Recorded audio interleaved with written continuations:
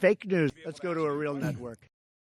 Welcome back, you beautiful degenerates, to the Sick Sad Society stuff you won't remember next week. In today's episode, we've got the kind of news you really don't want to believe, yet here we are. So, hold on to your sanity, folks, because in a rare show of bipartisanship, Congress just passed a new immigration reform law with the subtle charm of a wrecking ball. It's called the Special Labor and Visa Exemption Act, or as you might now know it as the Slave Act. Yep, you heard it right. Sick Sad Society, let's go. Oh, Lord, I'm so bored.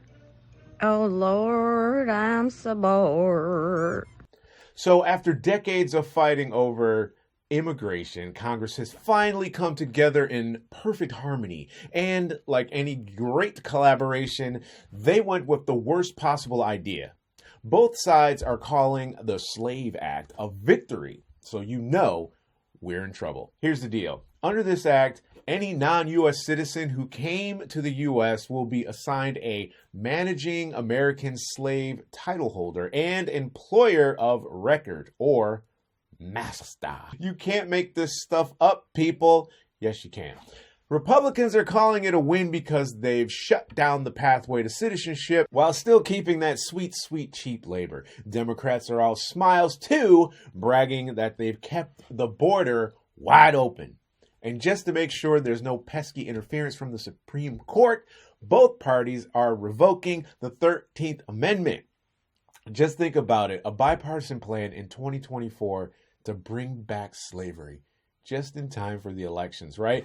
House Majority Leader Mike Johnson practically gushed, "Oh man, we should have thought of this years ago. With over 7 billion potential slaves worldwide, we've got an endless supply." Oh, Mike, leave it to you to look at 7 billion people and think, if only they could do my laundry. Senate Majority Leader Schmuck Schumer chipped in with, "This means Americans can finally sit back, binge watch Netflix, and let the slaves do all the work." That's right, folks. Nothing says freedom like coercing others into labor. And while we're on the topic of enjoying freedom, Dr. Jill Biden wasted no time taking advantage of this new workforce, with President Biden lovingly cared for by a rotating crew of slaves. It's all drool wiping, oatmeal feeding, and diaper changing all day long. And just to keep things efficient, they've expanded the Rose Garden into a 500-acre cotton and tobacco plantation. According to one horrified staffer, the White House looks like Tara from Gone with the Wind. Listen, no one's more surprised by all this than the Canadian tourists who came to Manhattan for selfies and Statue of Liberty views, only to find themselves hired on the spot for duties in local sweatshops and munitions factories. Nothing like a spontaneous career change to kick off a holiday. And because every bad plan needs an economist to back it up, here's Frederick Labour to tell us how this will energize the economy, erase the deficit, and enrich every American citizen. Yeah, forget your 401k. Apparently, all you need for prosperity is a workforce who didn't sign up for it. But wait, there's more. Kamala Harris, with her usual flair, says the resurrection of slavery shows us what we can be, unburdened by what has been. Unburdened by what has been. Hey, feels, I don't know, like I've heard that before. I can imagine what can be and be unburdened by what has been, you know? What can be unburdened by what has been. What can be unburdened by what has been. What can be unburdened by what has been. What can be unburdened by what has been. Which translated sounds a lot like, let's pretend history didn't happen. And in true Trump fashion, he calls the Slave Act the best thing to happen to America since, well, the first time we did this. No, George Washington was a slave owner. Was George Washington a slave owner? So will George Washington now lose his status? Are we going to take down, are we going to take down statues to George Washington? How about Thomas Jefferson? What do you think of Thomas Jefferson? You like him? Okay, good. Are we going to take down the statue? Because he was a major slave owner. Now, we're going to take down his statue. We've reached new levels of facepalm, people. And when asked about how the Congressional Black Caucus could support the reinstatement of slavery, Maxine Waters came in with the line of the century: "We never objected to slavery. We just objected to being slaves." Don't clap on the mic. Surprisingly, it seems almost no one is opposing the Slave Act, not even some of the newly minted workforce. One person from the Caribbean even said, "Back in Haiti, life had no value. But here, my master just paid $46.87 for me at auction." Through tears of joy, she added, "He's even going to give me a job and 3 square meals. God bless America." That's right, folks.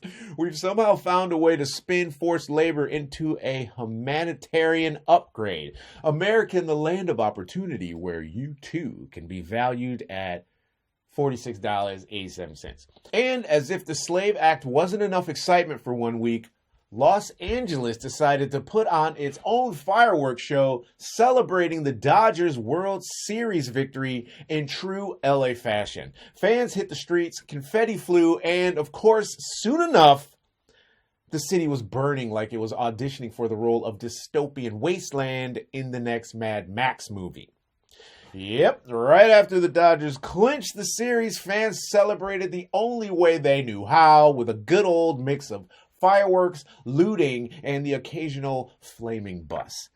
Now, to the untrained eye, this might look like chaos, but I lived in LA for 10 years. But to the people of LA, it's a Tuesday. In a city where winning a game turns into a full contact sport, the LAPD was quick to make its game plan. They went full tactical alert mode, donning riot gear like it was a Dodger blue fashion statement. At 9th and Grand, things got heated, literally, as fireworks, trash cans, and pretty much anything not bolted down became projectiles for the night. How exciting. I'm so upset that I missed this. Why did you leave America? Everybody asks me when I'm over here in England. I don't know. I don't get to throw trash. Anyway, I digress. You have to hand it to LA. While other cities celebrate championships with parades, in LA, they light their celebrations with a side of tear gas and a hearty helping of property damage. Mayor Karen Bass offered her congratulations to the Dodgers with a bit of a PSA on the side. Hey everyone, congrats to the Dodgers, but maybe, don't burn down the city. Meanwhile, Vice President Kamala Harris took to social media, cheering for the team and subtly hinting now would be a great time for those strategic plans we never talked about. And let's be real, the irony here, it's almost LA's tradition. At this point, the LAPD should just hand out party hats and extinguishers at every home game. One fan was quoted saying, "It's all part of the celebration. The fire's like symbolic, like the burning passions for our Dodgers." Sure, bud, but let's leave the pyrotechnics to the professionals next time.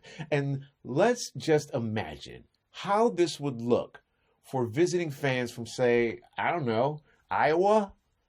"Mom, I'm never leaving the Midwest again. They set a bus on fire and called it part of the game." So anyway, I'm done picking on LA. This is all satirical. Don't start adding me. Don't sue me. It's all for fun, you guys. Do you really want to talk about elections and all that other nonsense? Come on. This is where we come to kick off and let our hair down if you have any, relax, and just be yourself, right? So there you have it. Whether it's immigration reform or baseball riots, America's always ready to take things to the extreme. That's how we do it. We take it to the extreme. Stay safe out there, folks. And remember, in LA, the motto isn't win or lose. It's win or light something on fire. Thanks for tuning into the Success Society. We'll catch you next week for more tales from the edge of sanity. Stay weird and keep your matches at home, LA.